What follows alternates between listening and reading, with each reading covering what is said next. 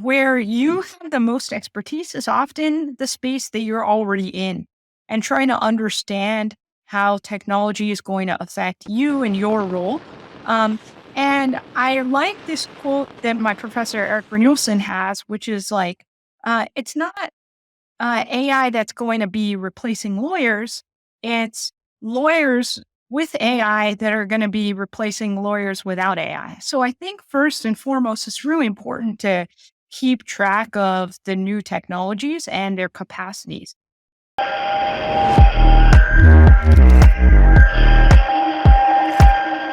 Welcome back to the Data Bytes podcast, everyone. Today, I am joined by Professor Sarah Bana. She's an assistant professor at Chapman University.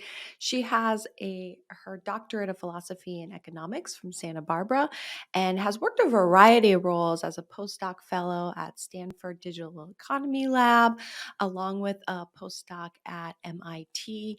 I had the pleasure of meeting Sarah a couple of months ago at a conference and just was so enthralled by her as an individual, but more importantly, her research and work. So, really excited to have you on the podcast today, Sarah. Welcome. So, your research explores how new technologies and data reshape the skills and activities of workers and firms.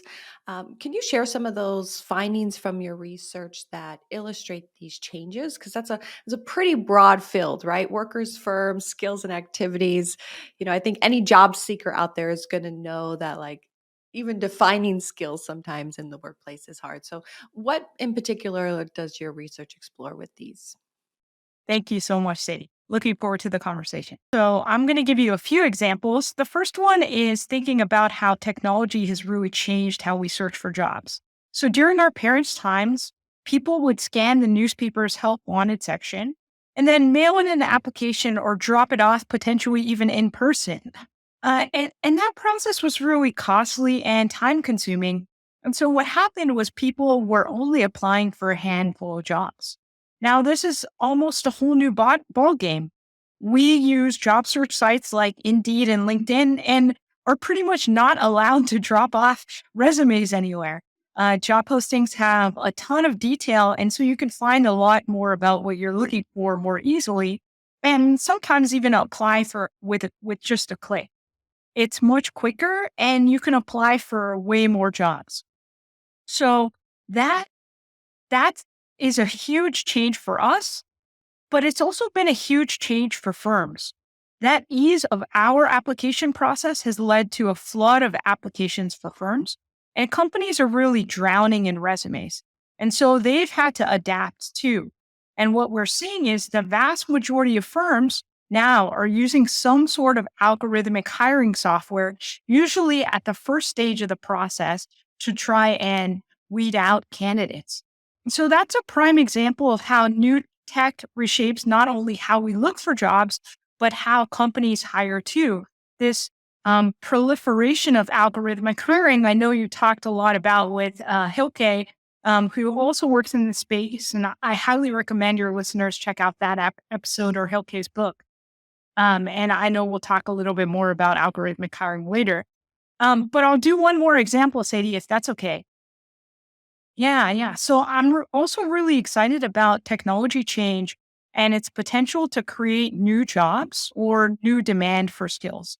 And so, to me, one of the ways that you can stay competitive is by looking ahead to find emerging roles and skills that are going to be in demand. So I'll tell you a little bit about some research that I'm doing. That shows that technology creates jobs for people who use that technology, but almost the more interesting thing that's happening is new technology reshapes the way that we do things. And so that ends up creating new demand for skills. And so some work that I've worked on with co-authors looks at what happens to companies hiring when they have data breaches. So after a data breach, a firm generally hires more cybersecurity folks. And I think that that's very intuitive. But one, the kicker is really that they also bring in PR professionals, sometimes even before they bring in cybersecurity experts. And so people often chuckle when I tell them this. But it shows us something really important about how technology changes work. There's that first obvious impact, more data, more need for security. But there's that ripple effect that we don't necessarily always see coming. We have these new PR experts who know all about handling data breaches. And that wasn't even a thing 10 years ago. Data breaches, or I mean, maybe 10 years ago it was, but 15, 20 years ago. These PR experts that can handle data breaches. And so that constant evolution is really exciting to me. And so I think it's really important to view technology as a place where there are opportunities for all sorts of folks. Um, yeah, maybe using a sports analogy because I know where during Olympics times this is a winter sports analogy, unfortunately, but I think it's really important for us to skate to where the puck is going and look for the potential effects of technology, not just in that first effect, but in that second effect.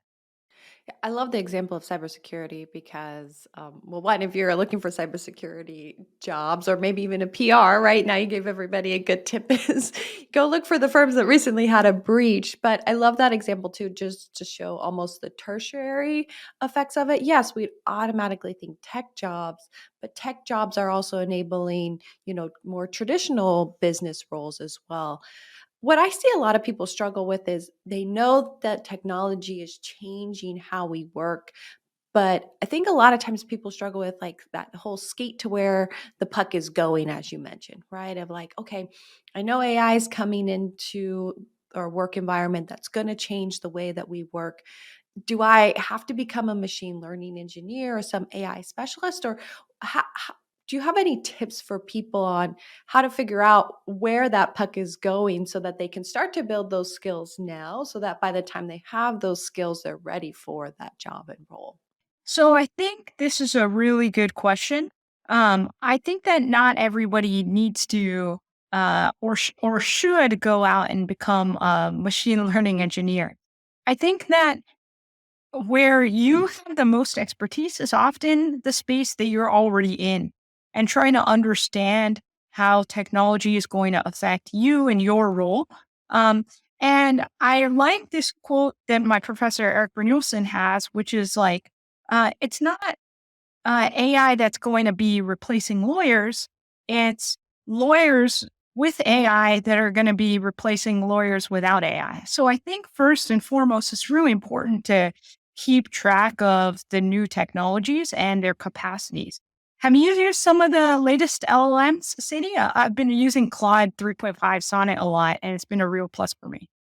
Yeah, definitely. I'm in it every day. I love to switch in between the tools and check the new ones out. And I'm at the point now that I'm a little concerned because I'm so almost reliant on these tools and I can't imagine now not working without them. Right. And so it's crazy how fast we get used to it. Just as, you know, I'm sure years ago, people like when email first came out and, shared documents, like I can't think of ways of like not working in the cloud where we can all share a document, right? I feel very similar to LLMs. I'm like, now I can't even imagine how did I used to work before I had these assistants helping me out every day. Yeah, no. The way I like to describe it is I feel like I'm in grad school again and I have an office mate. That person I can bounce ideas off of, get help with coding, someone who helps me with rephrasing or drawing those connections that are at the tip of your capacity. And it looks like my personal experience and your personal experience really reflect a broader trend, which is that there's some great research in science by my co-author Daniel Rock that shows that over 60% of workers have at least 10% of their tasks exposed to large language models.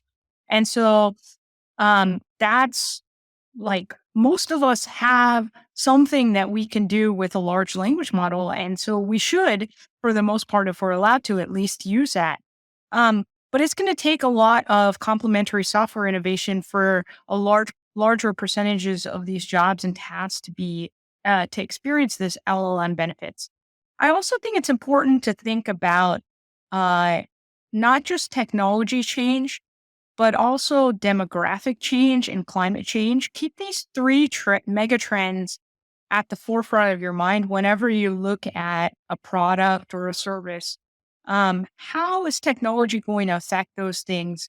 Um, we are going to talk a little bit more about algorithmic hiring. And one of the concerns is data privacy. Another concern is bias. And we're seeing regulation come as a result of those, concerns. And so now there's more demand for algorithmic hiring tools that have accountability in a way that previous tools maybe necessarily didn't. And so I think that whenever you see something happening, I think it's really important to keep an eye out for what's going on both in your space and in other spaces, and try and understand, try and just spend some time thinking about how these things might change. No, I mean, it sounds simple, right? Take some time to think about like how my work change or my job evolve based on this new technology that's coming into play. But honestly, that's the reminder that I think so many of us need is just to actually maybe take an hour or even like 30 minutes a week and think about the future of your role and technology. It's so easy to just get caught up in the day to day and all of our task lists that we don't do that. And so while it may seem really simple of like, just take some time and think about how your job may evolve or how it may change, can actually be really practical and well used advice because we're all so busy. And so just even having that time to take a step back and be like, okay, how are things going to change? What am I going to do about it? Also, am I spending some time to test out some new tools, to update my workflow, or to even share that with other people? So I think that it's great advice. And I think it's maybe the reminder all of us need this week as well. I'd love to shift gears a little bit because you mentioned how just as we used to apply with ads in a newspaper and putting out resumes, it was a slow process. So companies would get less resumes because people could apply to less. And now it's speeding up because of all of the digital technology we have. But one may even say that it's going to even speed up it even more because now with AI and generative AI, you can customize your resume so much faster, right? So maybe before you had one kind of general resume, you applied to a couple jobs. Now with AI, you can apply to many jobs. You can even customize your resume. Is it just going to be AI applying to AI jobs in the future, or what do you think the future of hiring looks like as we enter more of a generative AI world? Yeah, I think that one challenge for companies now is certainly, um, that resumes might look more and more similar because everybody's using ChatGPT or other tools to improve them. And so, how do you actually distinguish whether or not somebody has the skills or the capacities to be able to do this work? And so, I think that that ends up requiring even more of a human touch. When you've applied to multiple different jobs and have a lot of options, then which job are you going to end up picking? Uh, the companies have to think about it from that perspective too. And so I think that uh, one of the things that we're seeing in the labor market is definitely that it's taking longer for unemployed folks to find a new job. And I think that that reflects part of the challenge that people are having with the hiring process. Even if you're submitting potentially more applications, there are more steps in the process because we are trying to evaluate candidates and make sure that we really have the best one. And then after that, there's a negotiation that goes on between workers and firms, and that's part of the time to fill as well. And so I think that we it's really interesting seeing this change, with respect to the time, because it wasn't like that before. People would lose their job and find another one way faster, and it's a big change that's going on.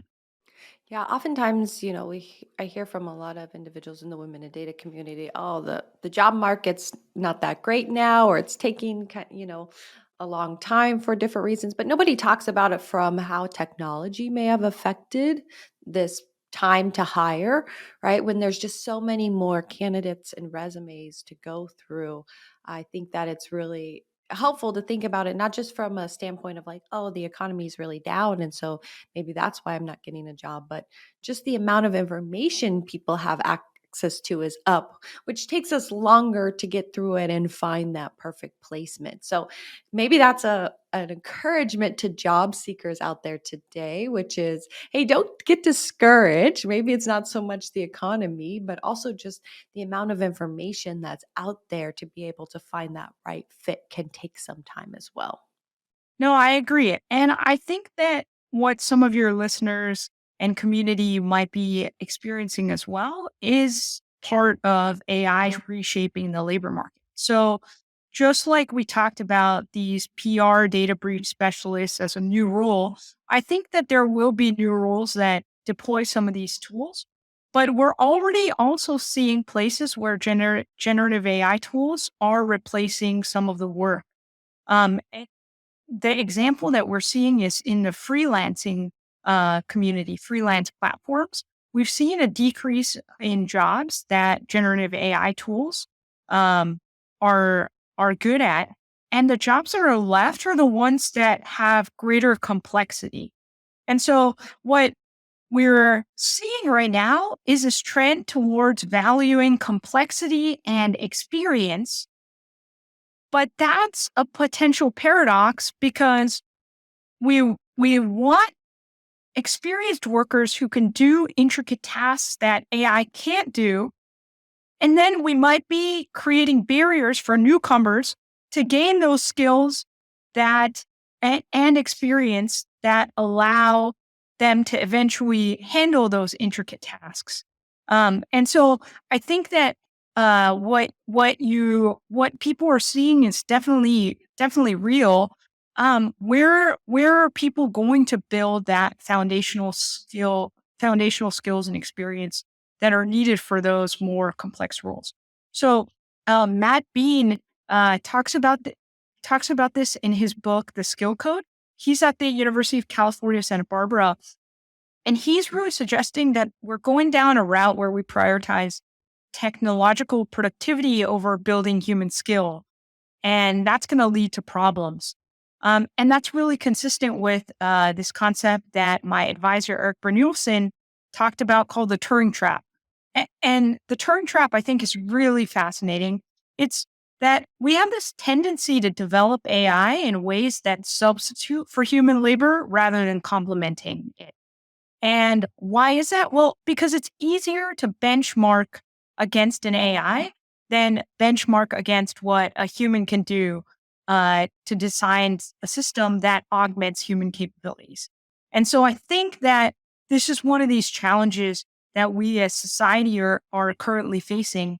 How do we steer AI development towards augmenting human capacities as opposed to replacing them? Yeah, this is a really interesting concept. And I think we've already started to see some of the trends from it too. I've looked at some of the labor market numbers just in terms of like teenagers that are working in the US. You know, for me, when I was a teenager, I had tons of different jobs and, learned a lot from having those jobs as a teenager. And now it's harder for teenagers to find those jobs. And now we're seeing that even move more into the college age and early 20s, where, a lot of individuals coming out of college have a lot of trouble finding those early entry level jobs because everyone's looking for more of that senior type of role, that individual who, and maybe some of those entry level jobs are being somewhat automated by AI. So, what do you do if you're early in your career and you're trying to get that experience, but everybody's asking for that, 3 to 5 years experience? And you're like, well, I'm trying to get that experience. How do we start to solve some of these issues that are starting to arise from this? Yeah, no, it's a really good question, Sadie. And I think that as a professor, it makes your time in college even more important because they expect you to have those capacities once you graduate. And so it's really important to take advantage of your summers and have internships or projects that you're working on that demonstrate that you have some of these skills so that others will continue to invest in you. And so, one of the pieces of advice that I give to students is to really find uh, mentors or people to work with who are going to provide you feedback on your work. Honestly, that is the most amazing thing that somebody can give you is feedback on your work to tell you, hey, I think that you've done this well. This is the direction I think you should go in next, or here's an area I think you can improve in. Um, it's really challenging to um, it's a huge investment for somebody to provide feedback.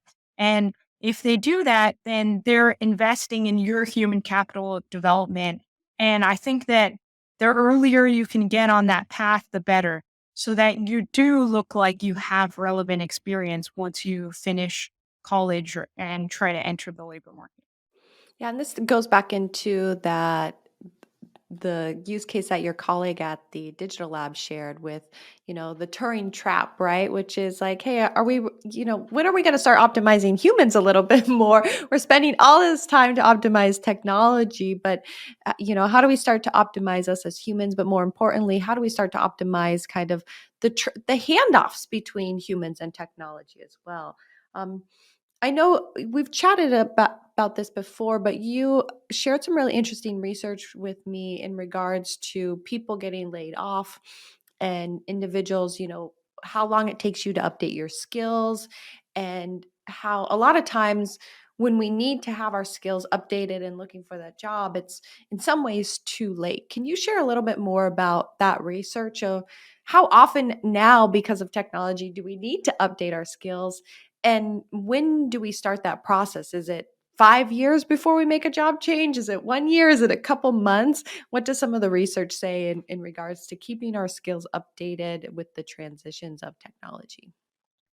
Yeah. So, Sadie, I think this relates really well to my personal journey and why I got into some of this in the first place. I graduated from college during the Great Recession, and that had a tremendous impact on my career path. I was really lucky to have landed this great job right after college, which promised me both personal and professional growth. But I have a lot of friends who were just as qualified as I was who weren't able to get jobs or had internships that were supposed to turn into jobs but didn't. And they got really discouraged and they weren't able to continue to grow their skills or be productive during that time. And so I saw this concept, we call it path dependence in action. That's where someone's future trajectory is affected by their previous actions or situation. And that's what really inspired me to move into studying the labor market. And I think this is one of the ways you and I previously connected, Sadie, was when we spoke about folks losing their job and how much of this of a struggle that was like. On average, when someone loses their job from a job that they were at for 5 years or more, they experience a 20% earnings loss pretty much for the rest of their life. And people have found this in the US, they found it in other countries under a variety of different circumstances and time periods. And this is really sad to me because that means that something's that's so out of your control can really affect your livelihood. And so I thought, well, what if we knew in advance what people could do before they lost their job in order to reskill or upskill? How can we help them transition? Um, and as I mentioned earlier, the labor market may very well experience some upheaval because of these new generative AI tools. And so I wanted to understand those changes and provide guidance to individuals and firms about how to navigate. And so I think that right now, while the tool that I'm developing is not necessarily available yet, I would highly encourage you to look at job postings that are jobs that you want, even if you're not looking for a job right now. And I think it's really important to have informational interviews with people to try and understand what skills are they looking for in an individual. Oftentimes, hopefully, that conversation will be with your own manager trying to understand, well, what do you want me to, what capacities do you want me to build? where do you see my career going? Um, and having these really deep, important conversations about your personal and professional development. But sometimes people can't get that in their own organization. And so I think it's really important to understand the broader landscape. How does my work fit in to other people's work? Do you see growing capacity or growing demand for my skills? If not, where do you think I should go next? And these conversations, I think, are sometimes challenging. It's not easy to be told, well, you're in this very small niche. And we don't know if that niche is going to stick around. And that's something that I've certainly been told as an interdisciplinary researcher, where even though you're supposed to be at the intersection of two fields, you end up appealing to people who are just at the union of the two fields. And so that's a bit of a challenge, but you have to really be understanding of the landscape that you're in. And hopefully that allows you to make informed decisions and pivot appropriately. As someone who's achieved, a significant of success in academia, do you have any advice for young researchers or individuals who are interested in the field of economics? And what advice would that be? Thanks so much, Sadie. Like my intuition is really to say that I haven't achieved significant success.